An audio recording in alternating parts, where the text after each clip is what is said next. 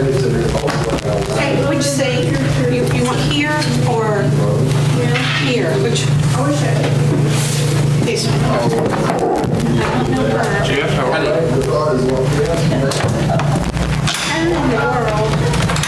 Am I close? Oh, yeah. Am I close to the, because I can't see them. Is that the closest one? Well, I think you got one right here. Will they be trained too? Little low angle on the field tonight. And where am I? You're running on low on field? No, you're low angle. And sir, will be trained here. That's you go on with it there. Stay.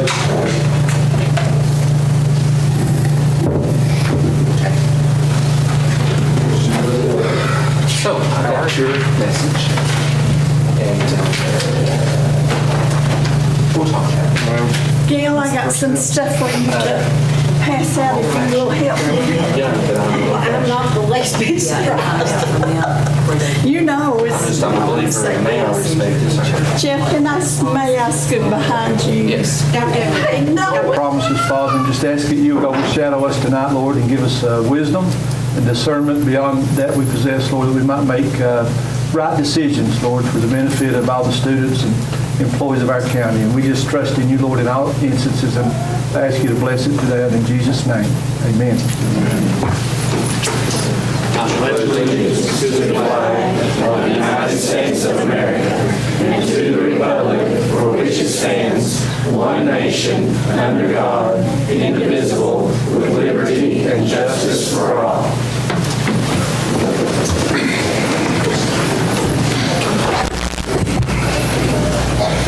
Back to sign in.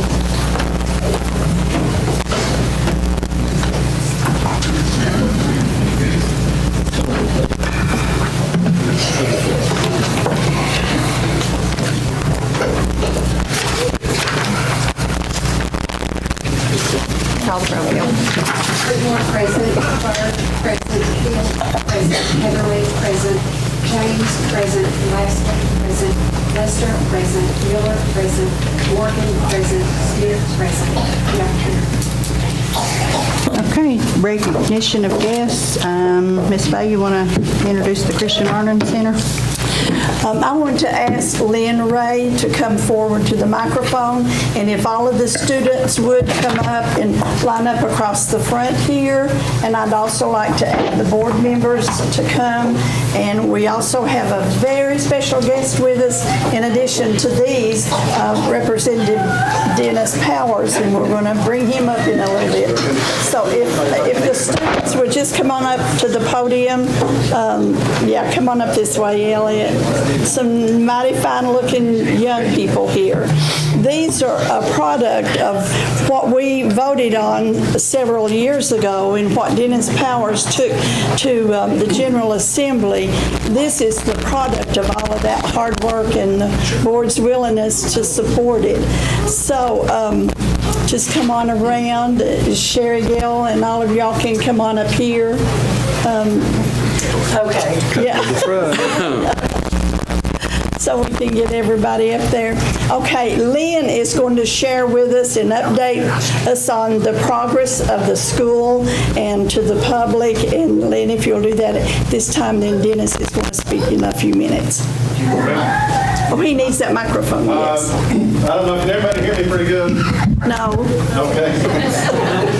We've been put in a very difficult position. Dennis Powers and I have been given 5 minutes. I'm a Baptist minister and he's a politician to speak about the Christian Learning Center. But Madam Chairman and the school board and Director Fields, we're very thankful for your support and for you helping the Christian Learning Center along. The Campbell County Christian Learning Center is located on the campus of Hillcrest Baptist Church. And we adjoin the Campbell County High School campus. So it was put in our hearts, Dwayne and Karen Mills at the First Baptist Church, to start a release time program. And that was a few years ago, and Dennis was a part of that, getting that started. I guess it was about 2 years. Okay. And so it kind of languished for a few years. And so when I accepted the offer to be pastor at Hillcrest Baptist Church, we got the ball rolling again, and of course the board and the state and Dennis and everyone was very excited to start this and get it approved. And so this year we started a Bible release program to the Christian Learning Center at Hillcrest. And so we have 22 students enrolled in that class from the high school attending the class. We're about to finish up the first semester, and we're going to start the new semester in the spring with 2 classes at the same time, the skinny block during the 4th period. But things are rolling. We're excited. We're seeing some great progress. This class is designed for anyone who wants to come and learn about the Christian worldview and Christian apologetics and things of that nature. We have, it's not just for Christians, so we have a couple of kids that are exchange students, and one is from Japan and one is from Thailand, and they've really got a great education from, what is the Christian worldview and how do they view the world. And not only do we talk about the Christian worldview, but we also talk about the various worldviews and the isms out there, transcendentalism, naturalism, and theism.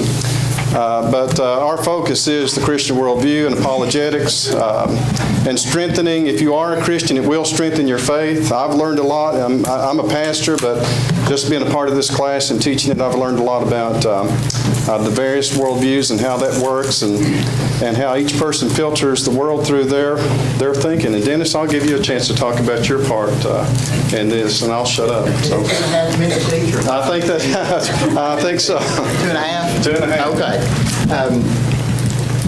What I was going to do is briefly, I just wanted to brief everybody on what we've done back in 2015, the bill that we had, and what we're going to do, how we're going to tweak it a little bit. So I'm going to run over this real quick, but the bill that we introduced and passed in 2015, it allowed local Board of Education to adopt a policy that would allow a student to attend a release time course in religious moral instruction for at least one class period during each school week. And it also requires, and then I'll briefly go over these. Local board must provide a signed written consent. The release time must be conducted off school property. The entity must maintain a attendance record and make it available to the LEA. Transportation must be provided by the sponsoring entity. The entity must assume liability. No public funds may be expended. No public school personnel may be involved. The school must assume responsibility for any missed schoolwork. The principal of the school must determine the courses or electives to be taught. The release time course must coincide with the school schedule for each individual. And it also talks about the LEA, the Local Board of Education governing authority, will not be liable for a student. Instructors, release time are not required to be certified. Instructors and other employees, this is the bill passed in 2015, instructors and other employees release time courses will be hired by the sponsoring entity. A student who attends a release time course will be credited with time spent as if the student attended school, and the time will be calculated as part of the actual school day. The student will not be penalized for any schoolwork. The bill defines release time course as a period of time during which a student, is away to taught moral instruction. So the main thing that they're changing in this bill is that we're going to require, the new bill will actually require the teachers to be certified is one thing. They'll have to have a teaching certificate or license, and we're going to be offering 4-credit courses rather than just non-credit. Some states are already doing it. Georgia, South Carolina, Ohio, just a few examples. So we're using a lot of the information that we're learning from them to, and I'm meeting with our legal team on Friday to draft up a bill that will kind of tweak this to where it will allow us to allow 4-credit courses to be offered.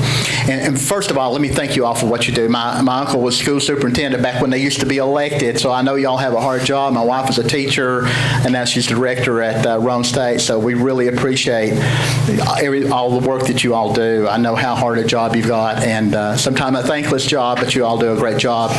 Nothing's more important than the education for our kids, and we appreciate all your work.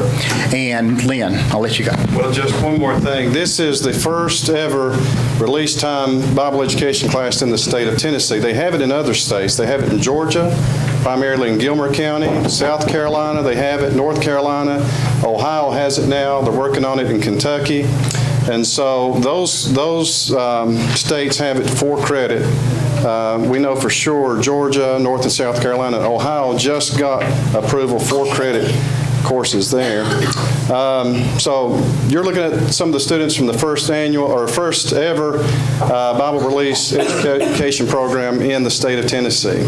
So we're excited about that. Do we have time to just let everybody tell who they are real quick? Okay. All right, guys. This is Shannon Cox. He's the president of the Christian Learning Center. One more thing about the Christian Learning Center, and I promise I'll be quiet. The Christian Learning Center is not just going to offer the release time Bible education. That's one aspect of the Christian Learning Center. We're also working on a GED program that got cut here in our county, so we're going to offer that. We're also going to offer an IT program, not just for the high school students, but anybody that would like to learn how to use the computer. We have a certified teacher that's going to be teaching IT courses, a grief counseling program. We also have a fitness gym that's going to be, we've already have the equipment installed, and we're going to have it available for those folks coming to the Christian Learning Center. So lots of things coming down the pike. And Shannon Cox, president of the Christian Learning Center, his wife Amanda, both are board members. Derek Bowman, Sherry Shope, who's been with us since the beginning. She was one of the very first board members. Cole, come up here. You students tell who you are and what grade you're in. I'm Cole Williams, and I'm in 9th grade, freshman, and this class has really helped me strengthen my belief. I'm Ethan Cox. I'm in the 12th grade, and watching them get this class together, and it's kind of helped me strengthen my faith and believe in this course more. Throughout the course, like, I've been in church since I was 3 or 4, so, you stay in church every Sunday, you think you know just about everything there is to know, especially when you're 17. And through this class, I've learned a lot of things and found out how to strengthen my faith, in the public, people who aren't Christians and haven't been in church since they were little, I'm Elliot Lay. I'm a 12th grade student. I'm not actually a student taking the class, but I'm the liaison for the board to the school. I'm a junior board member.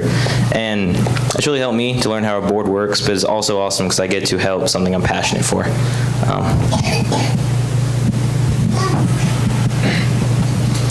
I'm Brett Lamar. I'm in 12th grade, and I think this class is really I used to have doubts, and this class has really helped me have a firm foundation in Christ. I believe it helps other people from other standpoints, like if they don't know as much. But me, I've grown up in church like Ethan all my life, and it's really gave a good foundation to my belief.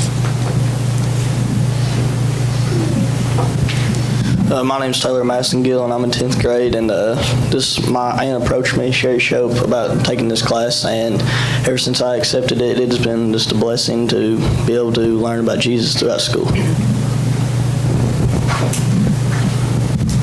I'm Eli Fields. I'm a senior at Campbell County, and this class is, I've been, like Ethan said, I've been in church since I was real little, and I've always had my faith, but taking this class has helped me to, go past just the faith aspect of having a relationship with God. It's taught me the factual stuff and stuff that's like historic events and things that have happened, and it's helped me to see other religions and base my belief off of that.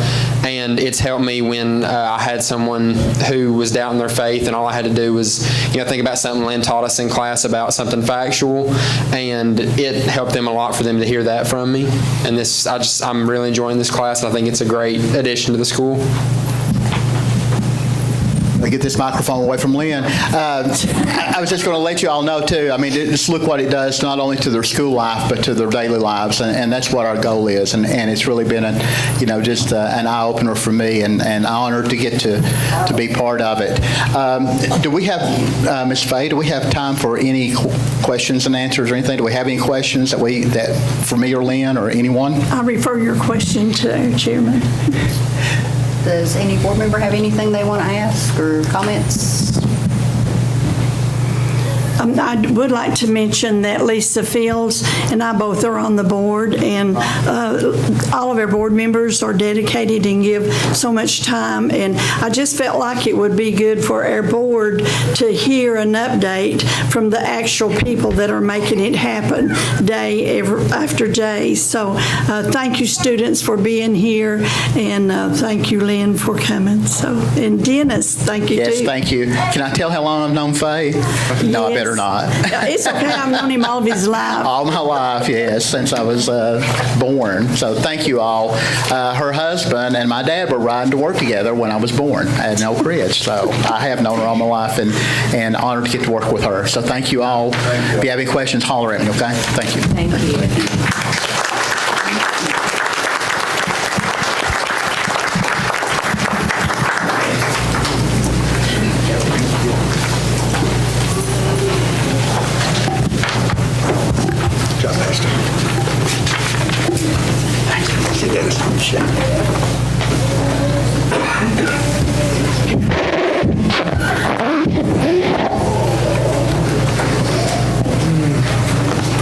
Okay, next we have Donna Jones. I want to thank the chairman and the board for letting us come and speak to you guys. My name is Donna Jones, and I've been teaching at White Oak Elementary for 10 years. And I prepared a presentation for you guys, so everybody should have a booklet. And just to go over some of the information that's in here with you. Some of you have made the trip to White Oak, so you've seen the building lately. Just a quick layout is that we have 11 classes inside the building, and that includes art and special education. We have no empty classrooms in the building. Fourth grade, computer lab, what's left of the library are in a mobile classroom outside, okay? And then another concern for us is our gymnasium. We just feel like it's inadequate. It doesn't have proper seating or the stuff that we need. But if you look inside, there are pictures of our classroom space. The walkway is not covered, so it collects snow and ice. It's dangerous.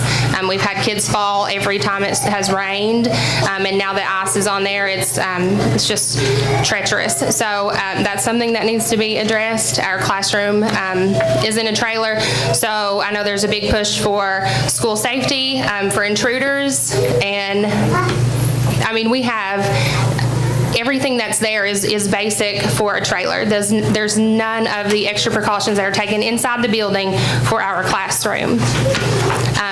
The intercom system does not work properly. Last year during a lockdown, we had students who walked right into the building because they didn't know, because the intercom system was not working. And radios are not always going to be a reliable source of communication. So, and then if you move on to the inside there, we have medical concerns. Like I have a student right now in that classroom who has a severe peanut allergy. If something were to happen to him, we would have to get him through 2 locked doors or the nurse. And if I have to get him into the building, then I have a classroom full of students without supervision outside of the building. And our art classroom, you can see in the photos there, I don't know if you can tell, but in the back, we have students sitting on the steps. There's no space. 3 of the art classes are actually done in the library, and the art classroom is shared with speech. So every week we rearrange furniture just to use that space. So we are trying to manage our space the best we can. The problem is that we don't have any. So it's not that we're mismanaging it. And you can see there that art supplies are on the bookshelves in front of the books. There's no storage, and that teacher, I mean, she's doing the best she can.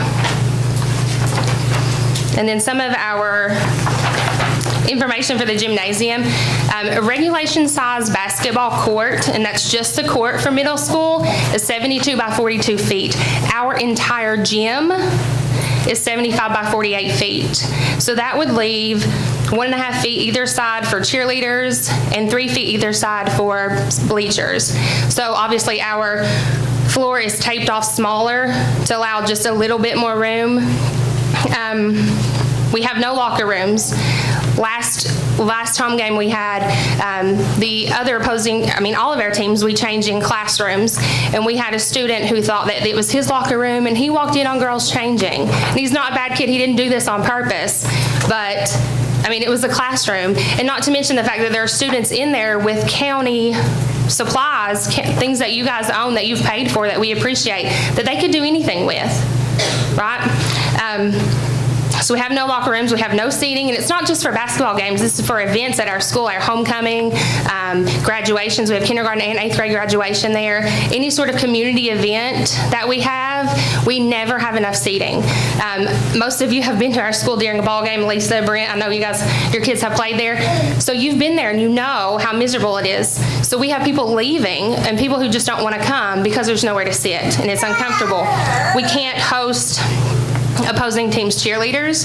We had cheerleaders come from, I think it was Robbins, so kids coming from Scott County who were coming to cheer, and there was no space for them, so they were just kind of pushed into a corner and had to do the best they can while they're there.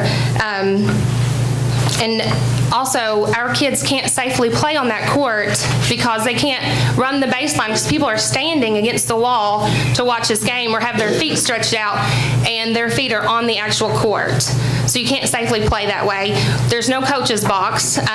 We had a game where when the coaches was standing on the court, our player ran into her, lost possession of the ball. The other team got the ball and scored. And that's not fair, but there's nothing we can do about that because we don't have the space.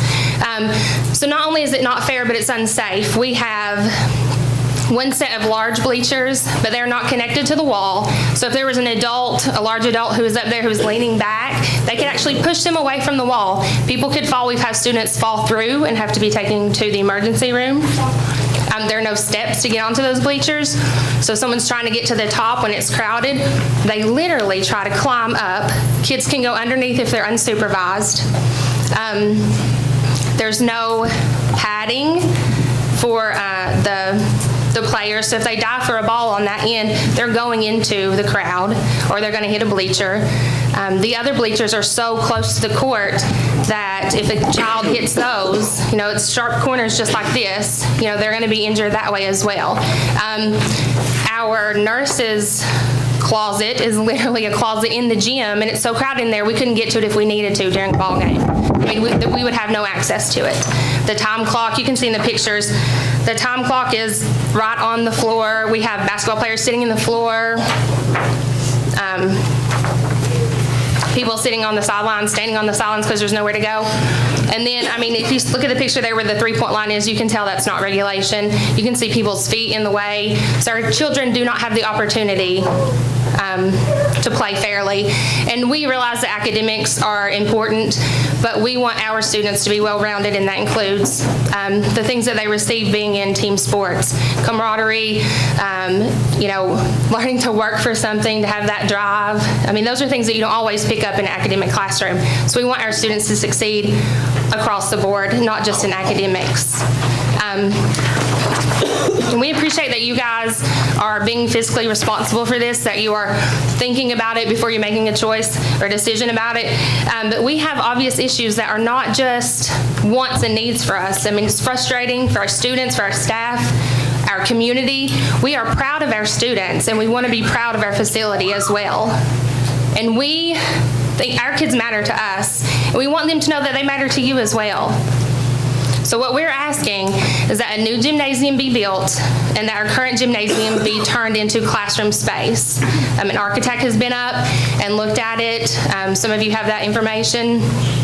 And we did talk to commission last night about splitting this with you.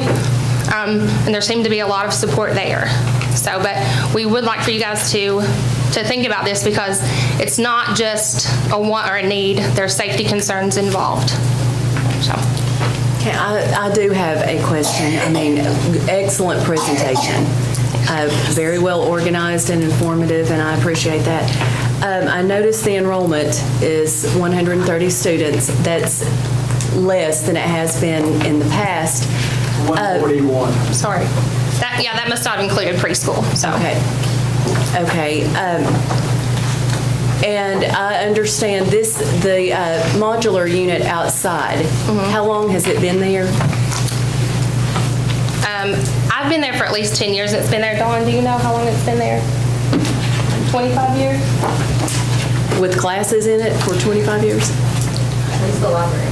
at least the library has been in it. Okay. And so, and there are legitimate concerns, and I share in these concerns as well, but one of my main concerns is the fact that this has never been addressed, that the trailer has been out there for years and no one has ever put up an awning. It's never been on a needs list. I never knew anything about this, and I'm just concerned why these needs have gone unmet.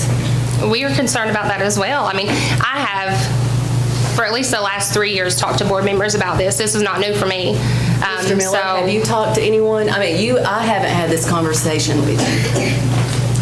Had you talked to anyone in the past about the safety concerns? Well, I guess when I first went to White Oak, we just had one entrance. And so the first thing we did, we put an entrance on each end to go to our safe havens. And then at the beginning, 4 years ago, we had an enrollment of 172. It's just a weird year. Everybody else in the county had went down, and we went up. But again, the awning for the... Well, what I'm getting at is that we put a fence. I guess you have priority of needs. What do you go with? Safety first, and that's what we went with. We put a gate or a fence that took in all the playground. Okay. But no, I hadn't put a formal request in like that. Okay, I was just wondering why this had never been addressed. Mr. Burge and Mr. Knightfer and who else? Larry and I came over about a couple of years ago. That was dealing with the county. We ran into some problems then with the fire marshal and stuff.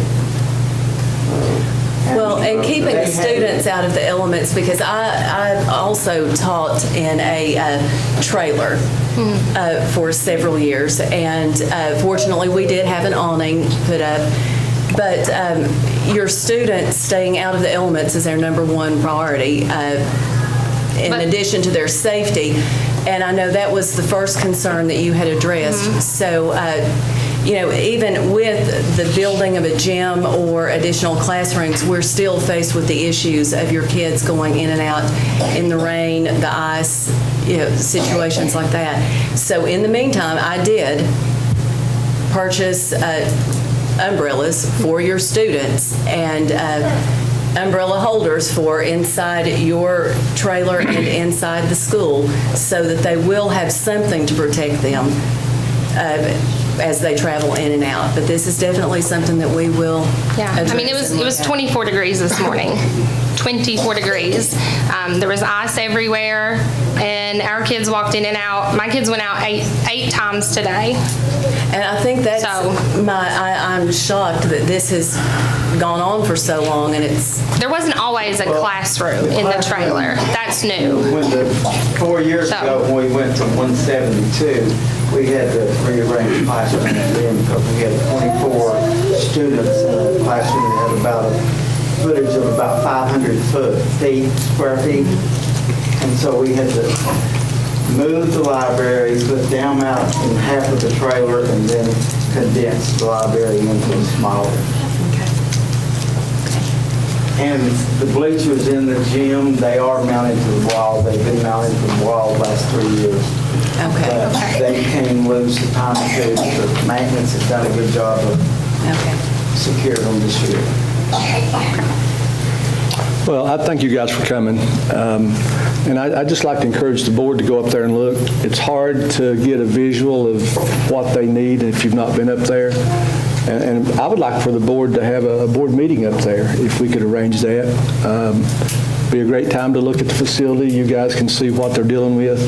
But I think we would all agree that we need to do something, that we've got to make some arrangement to keep these kids safe and to keep everybody dry and have adequate space for instruction. So, my suggestion tonight would be that we at least talk to our architect and let him tell us what's possible.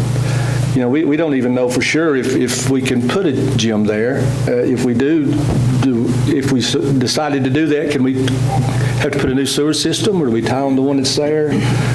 What's the fire marshal? I know there's some issues if you connect the gym to the existing building. You know, and to get some realistic estimates of what we're looking at financially.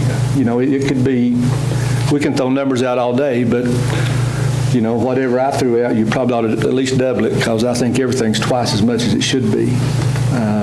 We've actually got that on the agenda. It's an addendum to consider architectural services for White Oak Elementary School options, so. Well, if it would be in order, I'd like to make a motion that we contact our architect and have them to visit the site, tell us what we can do, and give us an estimate of what we're looking at in both money and time. If that would be in order, I'd like to make that motion. We have to approve the agenda first. Sorry. Madam Chair. Yes, Deputy. Evening. I want to talk about the enrollment. Seems like, you know, I'm new to the board, and when things like this come up, and one reason you all might not have ever come forward in numbers like is you might be afraid they're going to, quote, shut you down. I've heard that a lot from the community. So I took the pleasure of getting with Gail, and we got with Jack Cannon, and I asked for 10 years of enrollment numbers for every elementary school in the county. And it's interesting. And I've got copies, bar graphs made. Just as an example, you know, let's look at La Follette Elementary. Since 2009-10 till today, they have lost 168 students. Okay, folks, 168. Jacksboro Elementary, same time frame, 155 students. Now let's go to White Oak. Over the same time frame, White Oak has lost 12 kids. There is no enrollment issue at White Oak. Over that 10-year period, they've averaged 134 kids. We're at 130 today. 141. Well, this is the numbers they gave me. So. Do we have that information in our packet, Jeffrey? No, I'm going to pass it. I made it myself, took it my time to do this. Okay. So I was looking at it. And, you know, my school, Valley View, just to be fair, same time frame, we've lost 32 students. We've averaged 381. So, you know, I've been up there. I've spent a lot of time, and I feel your pain. Them kids deserve better. There's not one child in this county that's not equal. And as far as academics, you know, your art room is the size of that cubicle. Your nurse is in the closet. This is 2018. We have a $43 million budget. Safety. Them kids in that trailer are not safe. The SRO is stationed inside the school. Person hops the fence, blows up the, you know, knocks the hole out. I could push the door in with my arm. I shook it. Ice the other day was so bad on the sidewalk, I could have fell and broke my hip. I seen it from my own eyes. Now, I know I'm passionate about it, but folks, I run for election for this office to make a difference and to bring change. Change has arrived on this end. And, you know, I went back and read through the minutes of the project at the high school, some $600,000 spent on the track and the lights. That's all fine. But you got to treat this as the same fairness. It's got to be fair. That community means a lot to the people up there. It's a pillar of this county, has been. The coal money that supplied this end for years. It's time to give back. I yield. Thank you, Jeff. Okay. Approval of consent agenda, which includes item 3E to add the Jellicoe High School girls and cheerleaders to travel to Florida. Can I get an approval or a motion to approve that? Madam Chairman, I move we approve the consent agenda. I second the motion. Any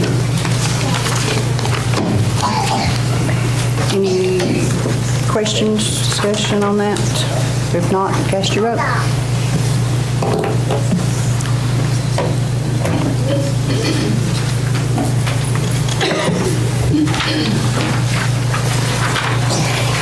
Okay, the approval of the regular agenda. Oops, sorry. Reveal the votes. I'm sorry, got ahead of myself, got excited. Creedmoor, yes. Byrd, yes. Fields, yes. Heatherly, yes. James, yes. Lastly, yes. Lester, yes. Miller, yes. Morgan, yes. Smith, yes. Motion passes. Okay, now approval of the regular agenda, which includes the addendums 7H and 8B. That's your White Oak. Can I get a motion to approve? Approve regular agenda. Get a second. Can I get a second? I second motion. Any comments or discussion? Cast your vote.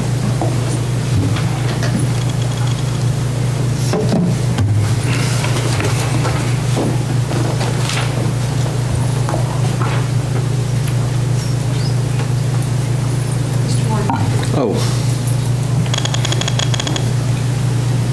I'm trying. Yeah, okay, thank you. Okay, reveal the votes. Creedmoor, yes. Byrd, yes. Fields, yes. Heatherly, yes. James, yes. Lastly, yes. Lester, yes. Miller, yes. Morgan, yes. Smith, yes. Motion passed. Okay, comments from the chair. I would like to thank White Oak for you all coming out. You all showed up in number. Did you win your ball game? Yes.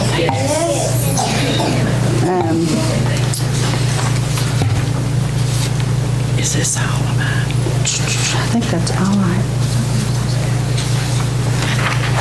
The whole thing. Trying to think if there's something I was going to mention, but we'll move along. Director's monthly report. Okay, well, I would like to say this has been an exciting last few weeks. We have accomplished a lot in the district. We have had 3 principals recognized at the state level.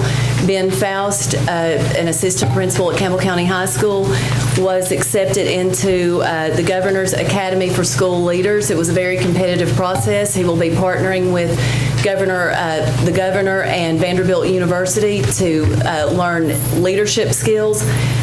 Kenny Chadwell at Jellicoe Elementary has been accepted into the Turnaround Principal Network. He will be working with principals across the state who are working on turning around lower performing schools. And Sandy Wilson, the principal at the Alternative School, is a member of the Rural Principal Network. So we have 3 state-recognized principals and assistant principals in our district. And not only is it important to strengthen our students' classroom instruction, but empower our teachers and build leadership skills among our principals, because the principal and assistant principal, they are no longer just the person who manages the school. They are the instructional leader of their school. And if we want to see progress in the classroom with our students, we have to have high-performing administrators. So we're very proud to have 3 of our administrators in such prestigious networks. Also, Read to Be Ready Summer Grant was awarded to White Oak and Jellicoe Elementary. White Oak received $24,000 for 24 students, and Jellicoe Elementary received $30,000 for 30 students. Also, Read to Be Ready unit starters were awarded to Jellicoe Elementary, La Follette Elementary, and Jacksboro Elementary.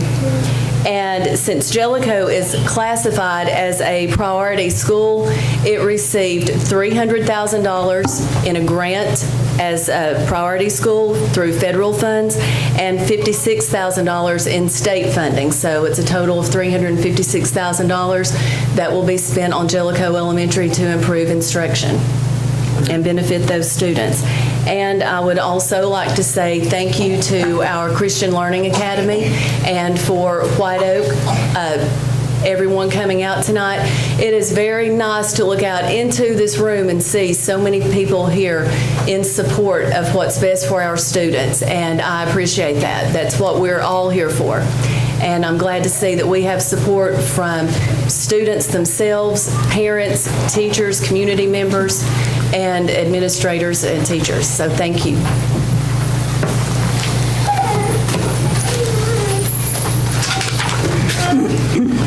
Okay, I'm going to recognize Jeff's substitute. Good evening. In your packet, the first thing we'll go over are the monthly financials for October 2018. The first one would be the 141 General Purpose School Fund. Cash with the trustee is $6,976,287. Revenues are at 28.2%. Expenditures are at 30.5%. The 142 School Federal Project Fund, cash with the trustee is $319,100, and the revenues and expenses both are at 23.2%. The 143 Central Cafeteria Fund, cash with the trustee is $268,010. Revenues are at 28.4%. And expenditures are at 28.2%. Are there any questions?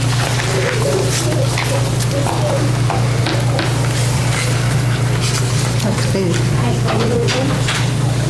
I'll get a motion to approve the monthly financials.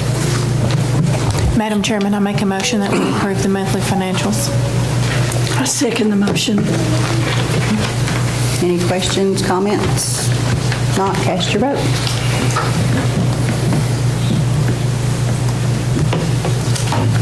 Does anybody want to change their vote? Repeal the vote. Greenwood, yes. Burge, yes. Fields, yes. Heatherly, yes. James, yes. Lassman, yes. Lester, yes. Miller, yes. Morgan, yes. Smith, yes. Motion passed. The next item is approve the budget amendments and resolutions. So would you like me to read those? What's the board's pleasure? Mr. Morgan had made reference to a budget amendment for White Oak. Which one is it? I don't have it on my packet. There is not a line. No, there's not. For an architect. No, that's items for... Action, yeah, there's... Okay, I misunderstood him. I thought he had a budget. Okay. All together or separate? All together. All together. You want me to read those? You want them read out or just, what's the pleasure? I've read them, but whatever. I read them. Whatever you guys think. Are there any questions? Was there any questions, comments? Okay. What numbers are they, 1 through? 12.1 through 12.9. Request to approve budget amendments 12.1 through 12.9. I move, Mr. Chairman, Madam Chairman, I move we approve those budget amendments. I'll second. Any comments, discussion? If no, cast your vote.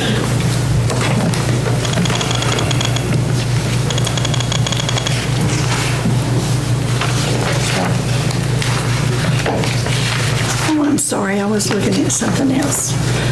Multitasking here. They might want to change their vote. Okay, reveal the votes. Greenwood, yes. Yes. Fields, yes. Heatherly, yes. James, yes. Lassman, yes. Lester, yes. Miller, yes. Morgan, yes. Smith, yes. Motion passed. Item C is reviewing the bids, which there's nothing at this time. Item D is to request permission to advertise bids, and this is on for food service equipment. for me to read those individually. And there's a note on that the above items in this request is repaid from the school nutrition funds.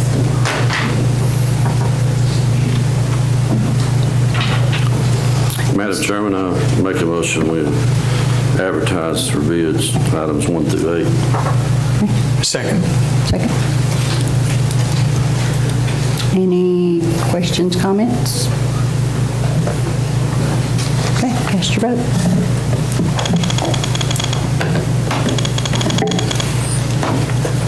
Does anybody want to change their vote? Everybody, your vote. Clifford, yes. Byrd, yes. Fields, yes. Heatherly, yes. James, yes. Leslie, yes. Lester, yes. Miller, yes. Morgan, yes. Smith, yes. Motion passes. Item E, to request permission to accept renewal contracts, which there's nothing at this time. I have a question on that for Ms. Fields.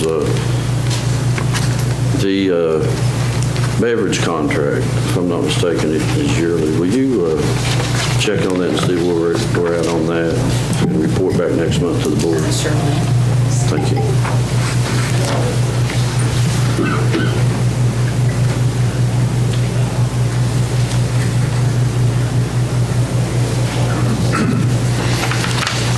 Anything else in that item?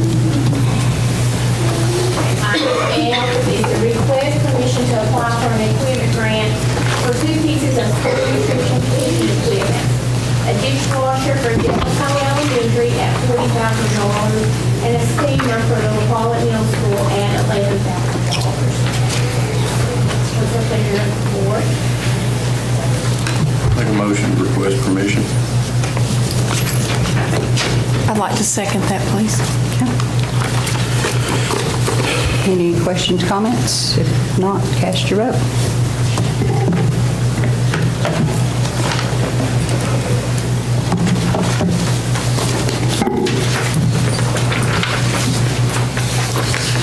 Would anybody like to change the vote? Reveal the vote. Creedmoor, yes. Byrd, yes. Fields, yes. Heatherly, yes. James, yes. Leslie, yes. Lester, yes. Miller, yes. Morgan, yes. Smith, yes. Motion passes.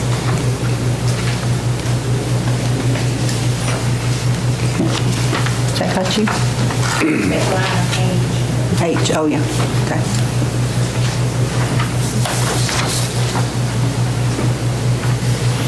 We're doing pay first.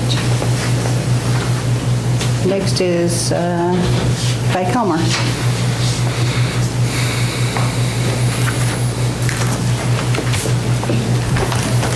The audit reports for the company audit school activity funds have been distributed to each board member.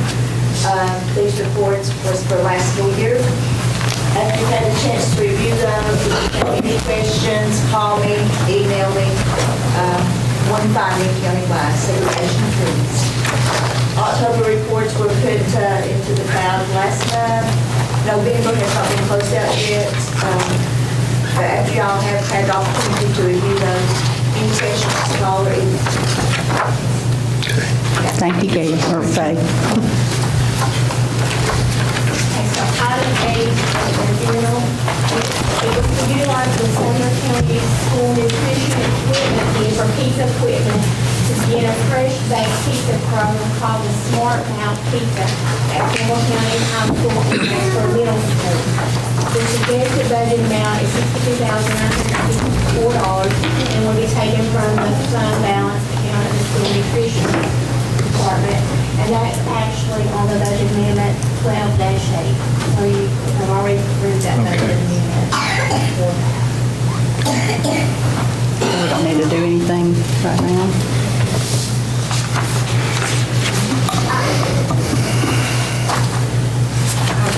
Yeah, let's just make a motion, or can I get a motion to approve item H? I'll make a motion to approve item H.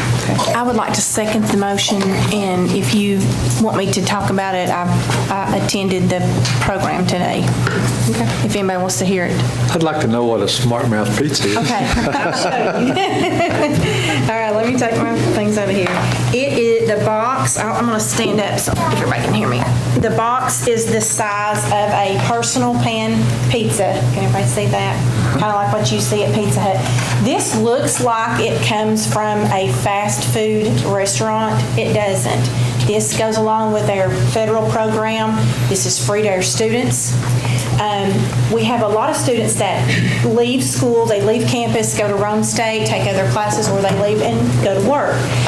They do not eat, and so they leave campus hungry, most of them do, just because they're in a hurry and they don't want to stand in the line to buy the food or to get the food. This allows them to take it with them. It is perfectly packaged to go. Miss Vicki allowed me to join the meeting today. The food was delicious. Tastes really good, better than most pizzas that you will get from a box like this. It was very good. We have two. It is a pilot program for 2 schools. The schools include the children. It's called YAC. It is a Youth Advisory Council.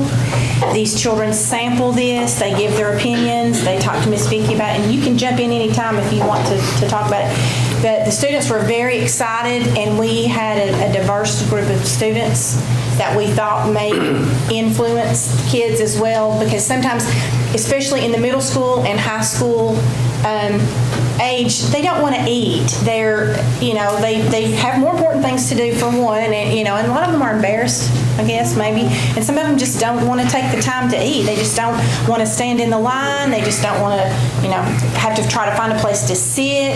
This, with a tray, they carry those trays. This just allows you to take it and sit wherever, in the hall, at the table, back at the classroom, whatever they choose to do. And I was very impressed, and there are lots of flavors, and I'll pass this box around so you all can see this. There's lots of different flavors on here that they offer, and what Mrs. Wendy had mentioned also, that they'll be changing the flavors out so that it's not a monotonous thing. Oh yeah, we got pepperoni pizza again today. So it will be, they have their pepperoni Italian sausage, their chicken bacon ranch, she said, was a favorite. So it's really neat. It's a really good program, and the kids were very excited about it. I was very excited about it, and Miss Vicki's very excited to offer it. And the gentleman that met with us to introduce our Smart Mouth Pizza, he was super, and he said he would come and answer any questions that we may have, over the course of the time. And I think, is this something that we'll be doing in January? Is that what we're trying to do? In January, yes. End of January. And also, if there's other schools that want to do this, then they can form a youth advisory council at their school. Is that okay, Ms. Fields? And we'll be glad to work with them as well, because I think this is I think this is a great program. So I was very excited when it came up on here. I thought we were going to have to wait till next month, but so that's the discussion. If anybody has any questions, you can ask Miss Vicki. She has all the pamphlets. So. Well, Madam Chair and Director Fields and board members, I'm very excited about this. We saw this at a national and a state show, and several counties around us have looked into it and started it. Sumner County actually put a bid out, and they included that counties could piggyback on their bid. That's why we're able to do it without actually going through the bid process, because Sumner County already has. Ms. Fields, thank you. You have done an awesome job explaining it. I was excited. And listen, this is so refreshing to me that you all are excited about it and about what our children are eating. This does meet all of the USDA standards. A child can go through the line and pick this up along with a banana or an apple or a carton of milk, and that is a reimbursable meal. They can get other options with it, but that does meet the minimum requirements of it. One more thing I want to say, Ms. Creekmore, if you'll look at the back of that box, it also gives inspirational little quotes, and there's 12 different ones, I think. I don't know what that one says. I've learned it's important not to limit yourself. You can do whatever you really love to do, no matter what it is. So it's 12 different quotes like that, you know, when a student gets finished, they may turn it over and it may spark something in their memory to help them along the way. I think this is a great program. It has been successful. We actually have a brand new state director that was in a system in Middle Tennessee, and she started this in her system. So she is very, very excited about this program. But I do think it will be good. And, you know, our youth advisory committees and councils in the two schools, we have it at Jacksboro Middle and at Campbell County High School. This is so cool to watch these students help us decide things. Ms. Fields, when she was principal at Jacksboro Middle, we worked with the ACT group over there 2 years ago, I guess, and they're the ones that helped us design the outdoor furniture over there. And we had a big grand opening for it. And listen, if you have the students behind you in something and they give you a thumbs up, I had one of the YAC members text me this evening and say, we want to start it before Christmas.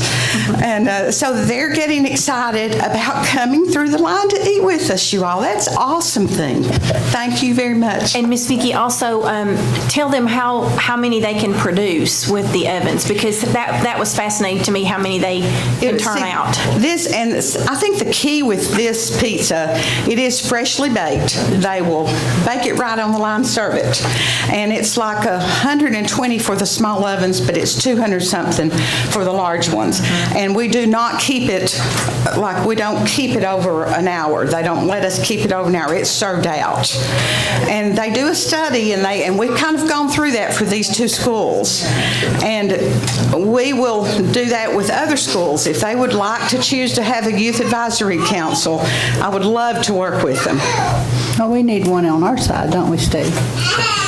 Yeah, we need a full box next time, Vicki. Yeah. Yeah. Thank you all. That's great. Thank you. Okay, we had a motion and a second, or did we? Yes. Okay. If there's no other questions or comments, just cast your vote.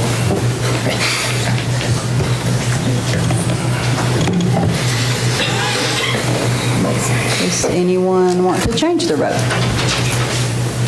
Okay, we'll be able to vote. Creekmore, yes. Carly, yes. Fields, yes. Heatherly, yes. James, yes. Leslie, yes. Lester, yes. Miller, yes. Morgan, yes. Smith, yes. Motion passed. That brings us down to item 8, items for action. The first one is consider revising the following policies from January 2018 due to changes in state law. Policy number 4.603, promotion and retention, 4.605, graduation requirements, 4.606, graduation activities, 5.802, qualifications and duties of director of schools, 6.2, attendance, 6.319, alternative school programs, 6.405, medicines. And this is what? The policy committee, we met back in early November, and Ms. Heatherly, Ms. Fields, director, thank you all for helping me. We've been working on this pretty diligently, being thorough, and really appreciate the director working back and forth with me. It's important to have her input on this, I think. And these are just basic revisions recommended by TSBA. When we get down to the actual adoption, I do want to talk about a couple of them from personal experience on one of them. And it's the pleasure of the policy committee to pass these revisions. Okay.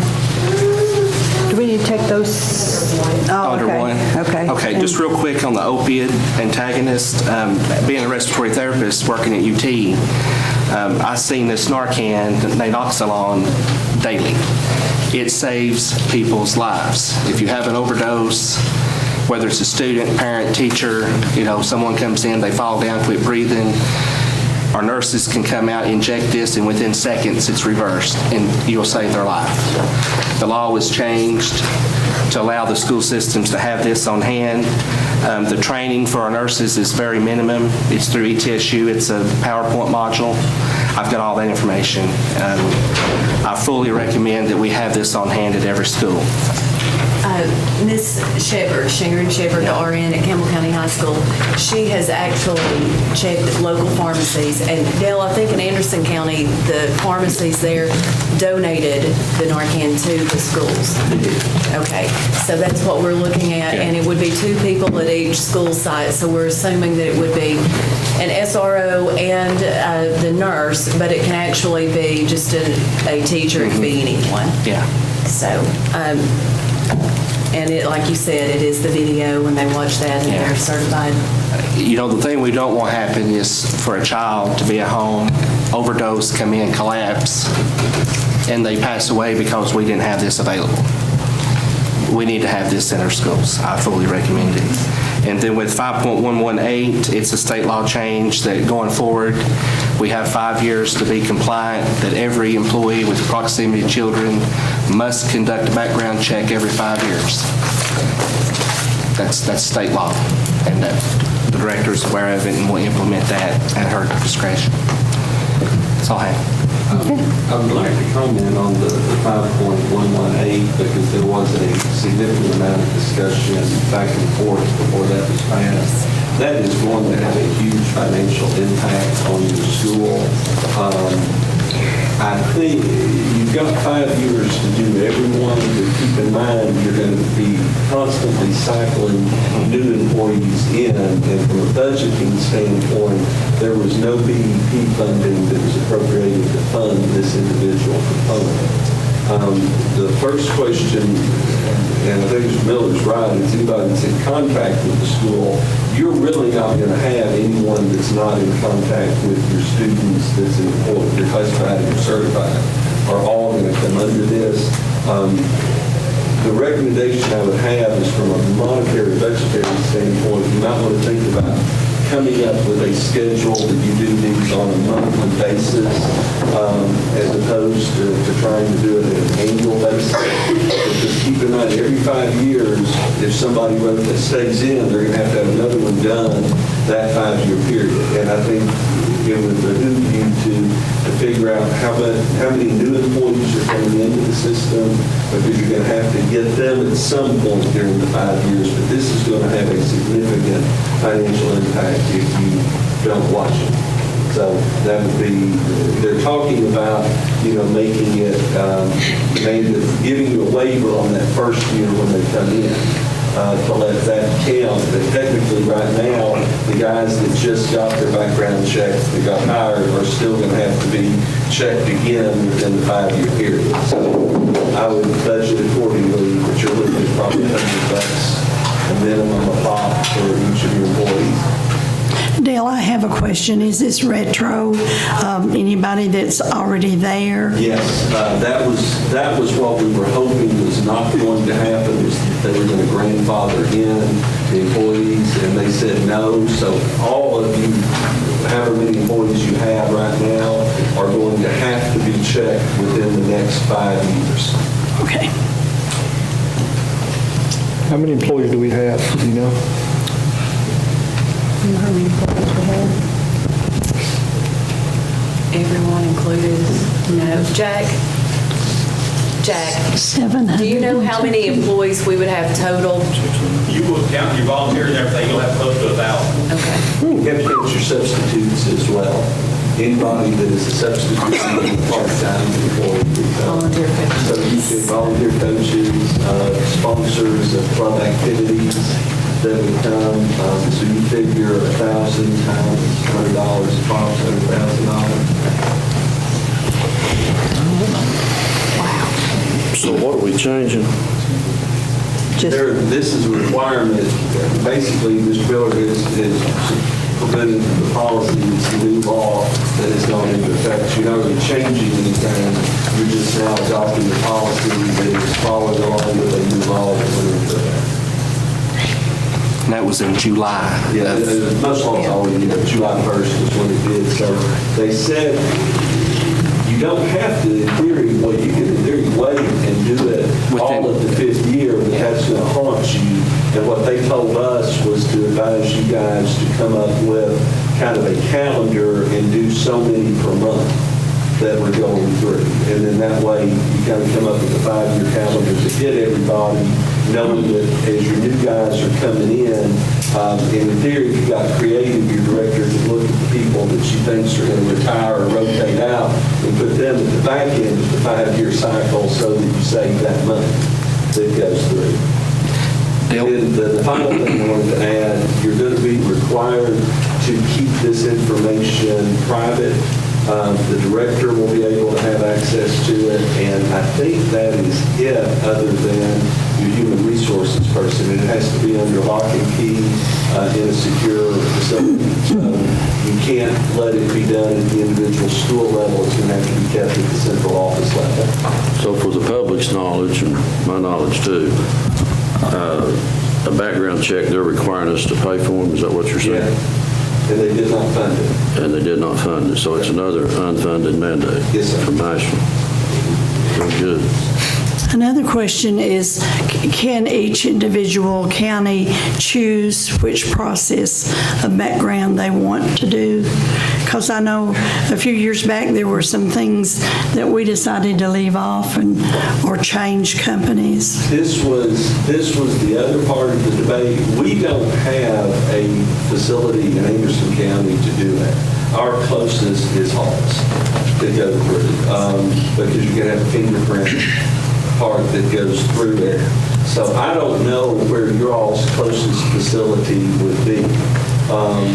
Halls in Anderson County, we just don't have them. I mean, obviously you could think of the Department of Energy, there would be some private facility that would be there that would do it, but they do everything in-house. So we're going to have to go outside of the county to get them done. There's a system called the Raptor system that some school systems are starting to adopt. That's the place where I come to visit. They take my photograph. And, we have actually purchased that. Well, there's a discussion that Raptor may provide this as part of their package because it's so lucrative to do it. It's a financial incentive to where Raptor is now discussing whether or not they will offer that service. And they might, if you sign on a contract with them for so many years, you might be able to beat the cost that you're going to get. But it's a federal background check. So you have to go right now to like a place, what are they called, like UPS stores or in Halls. Yeah, that's where we send most of ours. But again, I would just have your director come up with a calendar schedule. And we are reaching out to Raptor to see if they would be willing to provide it. I can't imagine that they wouldn't with so many schools that we're already servicing. Because even if they gave you a $10 discount, it's money they're going to make. We will check into how the Raptor system will. And again, I'm not saying they will do it, but I know that they're considering it. Madam Should we Chair. table this part of the changes deal? No, you've got to adopt it. It's a state law. But she's got time to come up with the plan. Okay. You've got up to 5 years. But we were just told to tell you guys not to set on this and kind of get it started so that it doesn't hit you so bad financially all at once.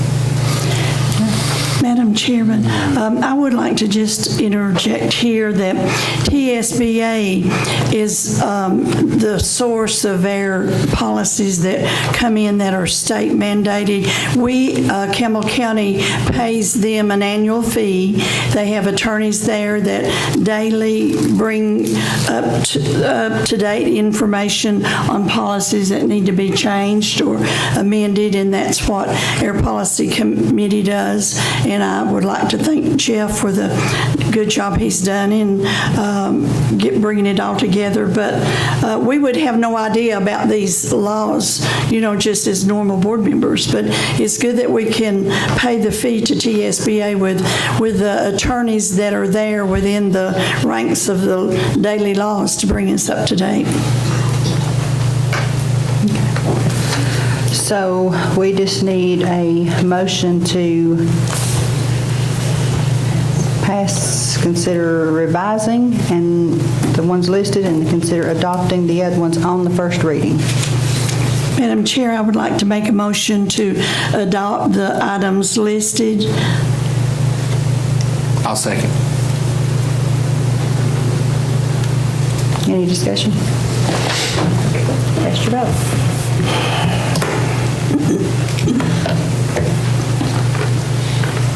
Does anyone want to change the vote? Reveal the vote. Creedmoor, yes. Byrd, yes. Fields, yes. Heatherly, yes. James, yes. Wesley, yes. Lester, yes. Miller, yes. Morgan, yes. Smith, yes. Motion passed. Item B, consider approval for architectural services for White Oak Elementary School options. Well, I kind of got ahead of the gun a couple hours, didn't I? But, my thoughts are, and I certainly open for discussion, but, we need to know what we're talking about. We really don't have any definitive thing, and so my recommendation, or I guess my motion would be that we entertain our architects or engage them to give us a plan, what we can do, what we can't do, what we're talking about in money, and a timeline on the different options. And then I think maybe we could have a real discussion about it. But that would be, I guess, my motion, that we have them do that. I'll second. Any questions, comments? What's the cost for the talking? I don't think it would be much for the architect to come do his thing. Stan, do you have any idea? Yeah, $2,500. It's a professional service, so the director of schools has the authority to enter into a contract with an architect without bidding it. So, if I understand Steve right, are you going to allow, does that motion include to allow the director to talk to some architects and get a price, and then she has that authority to enter into a contract? Well, yeah, I mean, I don't know exactly how you would do it as far as, exactly what steps to follow, but I would certainly authorize or be in favor of our director architect. Normally, you got to have a funding source and figure out what you want to do, and then the architect comes back, and all that. But I would say that would be the best route, is for you to, I guess, find out a needs list. I don't know exactly. You want to find out just if you can build a gym. And well, there's a whole lot of questions up there that we don't know the answer to. Will a gym fit on that site? Will it work with the existing sewer system? Will we have, and if not, if it can't be added to the existing one, does it even perk where you could put one in there for the new building? So, I don't know how we could discuss our options if we don't have, if we don't have qualitative input from a professional, and that certainly is not me. So the motion is to seek advice from the architect on the options available. And an estimate of what it would cost, and a timeline. So to seek the advice is not to take action to hire or enter in contract, am I right? Well, I don't know, as Mr. Burge was saying, I'm not exactly sure how that works and what authority the director does or doesn't have. But we're not entering a contract to build anything, but we've got to have somebody. To seek advice was my understanding, yes. We've got to have somebody tell us what we can do, what we can't do.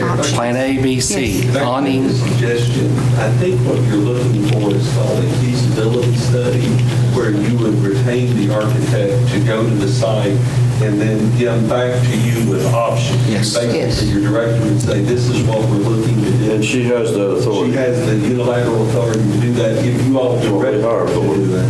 and then she basically, they don't price out anything, they give you a feasibility option first, and then you ask to go to the next step, which would be to then start getting drawings and plans. But I think a feasibility study is what you're looking for. Okay. And you would just authorize the director to retain an architect to do that, and then come back to your next meeting and say, this is what you can and can't do. Well, if I could amend my motion to authorize our director to contact our architects to get a feasibility study on this project. Yeah, but I would like to know, though, what options we're looking at. That's what I would like to know. I would like to know, have them said, this is what we're looking at, this is what we're looking at, and this is what we're looking at. So that way, we can go ahead and say, okay, we know what we're doing now. I mean, how do we decide that? I think that's the next step. When they go to look at the site, they kind of look at what can be done, and then they get feedback from you as to what you want to do. Until they go to the site, they can't determine, they need to look at your offsets, what the soil will allow for, how much room you have. Then after they do that, they come back and get input from you guys and say, we're looking at a new gym, we're looking at an addition, we're looking at this.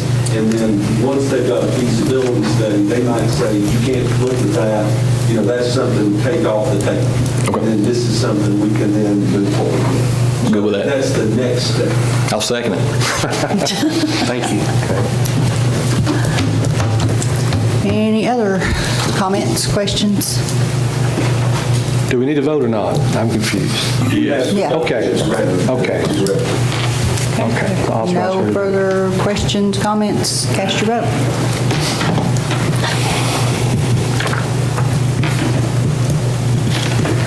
Does anyone want to change their vote? Reveal the vote. Creekworth, yes. Hart, yes. Fields, yes. Heatherly, yes. James, yes. Leslie, yes. Lester, yes. Miller, yes. Morgan, yes. Smith, yes. Motion passed. Okay, items for discussion. Don't have anything there. Discuss legal matters. One brief one, and this is to kind of give you a heads up. The governor-elect met with the state judiciary to talk about the legality of going to a school voucher system for the rural systems. They're not really looking at it so much for the big metro systems, but systems like Anderson, Campbell, Clayton are what they're directing at. There will be legislation that will be implemented this coming term to provide a voucher. What they're talking about right now is $10,000 per student to leave. You all will need to be prepared for that. A voucher system would cripple you if you lost just 5% of your students financially. That effect would be catastrophic. There's nothing that you can really do to stop a state law if they do go to a voucher system. What we are being told is to look at what you can do to retain students. They're not going to obviously attempt to take any of your special education students. They'll go after your academic achieving students and your athletic participants.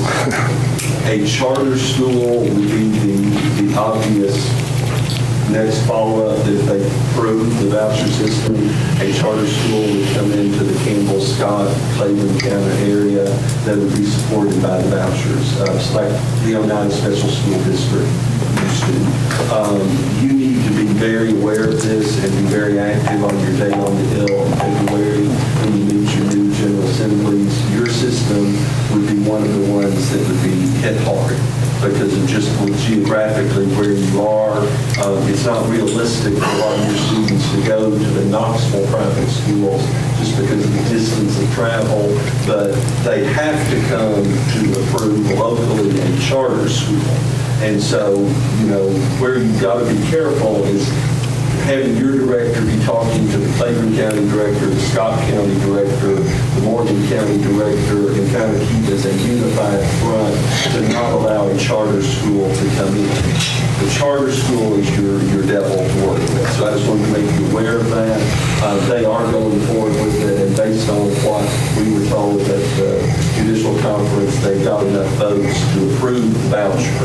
program. So once the voucher comes in, locally is where you have control to keep a charter school from coming. Once one comes up, you'll pay the price. Do you know if this proposal is that all the private school kids now will get vouchers as well? And it will take BEP funding away from our system? Here's what he told the judges, that if he omitted and I'm going to make sure I get this right, if they omit the four big metropolitan school systems, Shelby County, Davidson County, Knox County, Hamilton County, that would make it a very small budgetary item to go through, because they take almost I think it's a third of our students are serviced by those four systems. So if they start out with just a voucher system for the more rural base, I think is the proposal. Now, keep in mind the General Assembly has to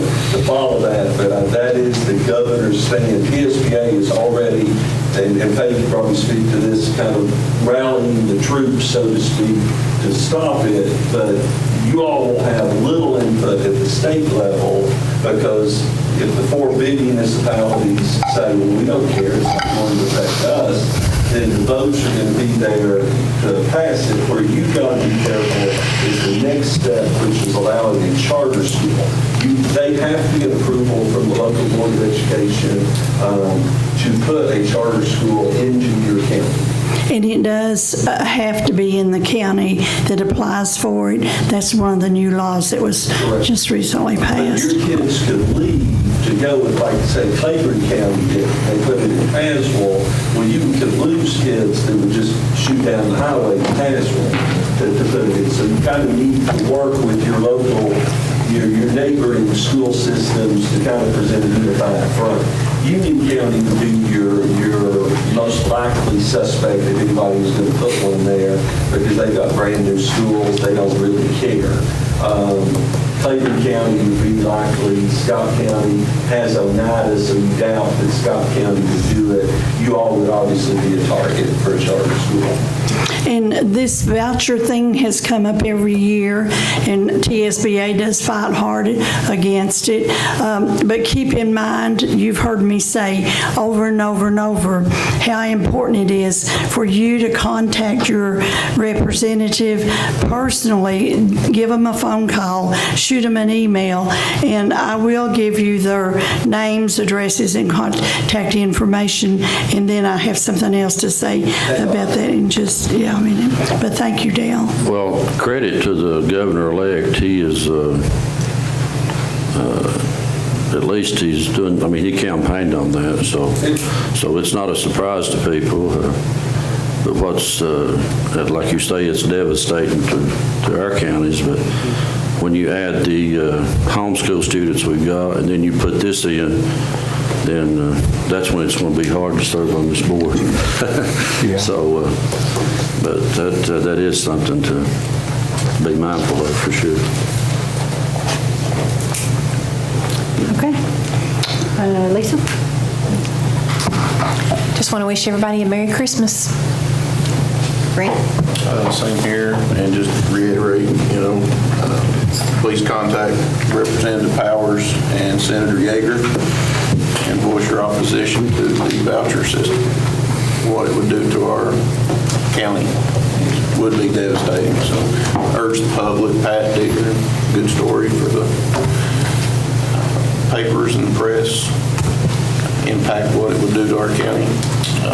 Encourage people to call. Just like to wish everyone a Merry Christmas, and thank you every single one of you for attending. Appreciate you. John? Same here. Merry Christmas to everyone. I want to tell everybody on the board to mark this date on your calendar now. It's our next retreat will be April the 13th, and we are going to have it at Clay Hill Farm, the beautiful setting for a 7-hour retreat, and it will be on planning. So April the 13th. I would like to say welcome to Mr. Noah, our very latest and newest board member, and I was speaking with Tammy this week, and she was bragging on Noah and Josh James being at the new orientation for board members, so thank you so much for that. The other thing is I want to thank the audience for being here and for being a support to our educational system and to our staff in central office. You all are so dedicated to be here month after month after month, and to our news reporters, Deidre and Patrick and Mr. Boomer back there. Thank you so much for covering all of that information. And one last thing is I handed out before the meeting the legislative agenda for the new session that is starting in January. These are the resolutions that the TSBA approved in November at our delegate assembly. And I wanted you to have these in front of you so that you could study them and know what is coming up, and then you can make contact with your legislators. And honestly, I am told by legislator after legislator what a difference it makes for them to hear from their hometown, from their supporters. Even in Washington, when I go there, they really, really do appreciate hearing from you. Thank you. I'm new, so I'm just going to take just a few seconds, but I just want to say I'm so excited to begin this journey on the school board. And like many have pointed out, in a time where public education is critical, it's up to us and people like us to not only improve it, but to protect it. And I think that takes contacting representatives, state, local, and national level. But back in 2016, I wrote a column on vouchers and in the school system, how detrimental it would be to Campbell County schools. So I look forward, and don't use this as an advantage, but Senator Yeager is in a very powerful position now as Republican caucus chairman. So we need to make sure that we have a unified front as a board to tell him that how detrimental vouchers would be to Campbell County. But like I said, it's going to take all of us, and I'm excited to begin this journey. I'm thankful to be a part of an amazing board, a shared goal. I would like to thank the White Oak community. I visited White Oak this morning. I had a great visit with Mr. Miller. Showed me around the school. Thank you, Ms. Jones. We got to stop by. But I think the board is on the right track, and I just appreciate the White Oak community and the school for welcoming me this morning. Just a few housekeeping notes. JMS Homecoming is this Thursday. I welcome everyone out to Jackson Memorial School Homecoming this Thursday night, and as well as the Carrollville Elementary School Christmas Concert is this Thursday at 8:30 a.m. And like Dale referenced, the Raptor system was one of the big things that I pushed over the summer, and I'm glad that we got that implemented. And talking with Jack today, it looks like hopefully after Christmas break, we'll be able to get that installed. But I appreciate Jack's hard work and his team on getting that situated, and hopefully get it implemented before we get back from break, but if not, sooner rather than later. But I just want to say thank you, and I'm excited to start the work on the board. Thank you, Noah. Ron? Thank you. Merry Christmas to everyone coming, and welcome to Noah. But I could only emphasize just a great deal on how much and how important it would be to contact your legislators. The voucher system in other states that has already been implemented, it hits the public schools hard.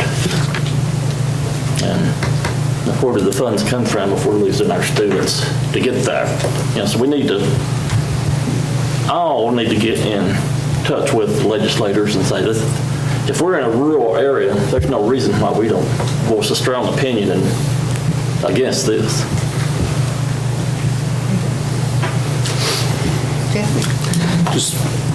Just want to wish everyone a Merry Christmas. Thanks to White Oak for coming. Just remember, it's my belief that the power lies with the people. In government, you elect us to represent you. And I think that is the most important thing. And be safe, enjoy time with your family, and look forward to next year. Again, I'd like to wish everybody a Merry Christmas, and just to add to Ronnie and Noah's thoughts, Senator Yeager has been a great supporter of public schools. He's fought against the voucher, but we need to call our representative who was here a few minutes ago frequently and let him know your position on vouchers, what it would do to our system. And one other thing, I want to commend our director and her staff. We had a workshop a couple of weeks ago. Test scores are improving. We're not where we need to be yet, but they're working hard and they're getting a lot done, and we're proud of them and appreciate their effort. Thank you. Okay. Merry Christmas. We'll see you all next year. I make a motion, we adjourn. Second. All right, see you, Dale. Noah? You're